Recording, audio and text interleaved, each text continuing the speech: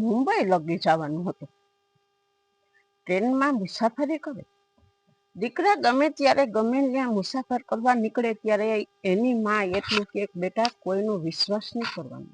કોઈ પણ વસ્તુ ખાવાનું દે તો લેવાનું નહીં, કોઈની વસ્તુ ખાવી નહીં. આવી રીતની શિખામણ દે. એક દિવસ એને એમ થયું કે મારે જવું મારા દીકરા પાસે મુંબઈ.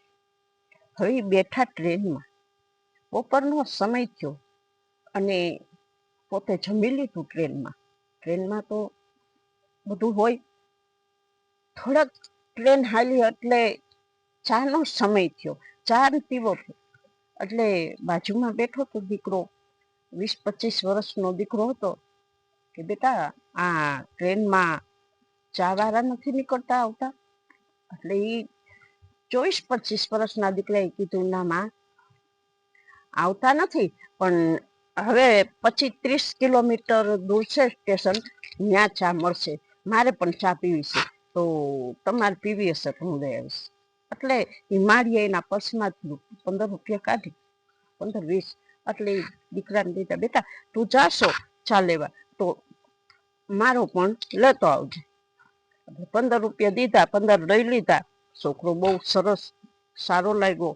અને પછી એ દીકરાએ કીધું કે માજી તમે અહીંયા ઘડીક આરામ કરો, તાર સ્ટેશન આવી જાય.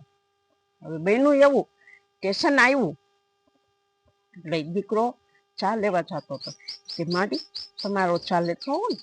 હા, મેં તને પૈસા દીધા 15 રૂપિયા.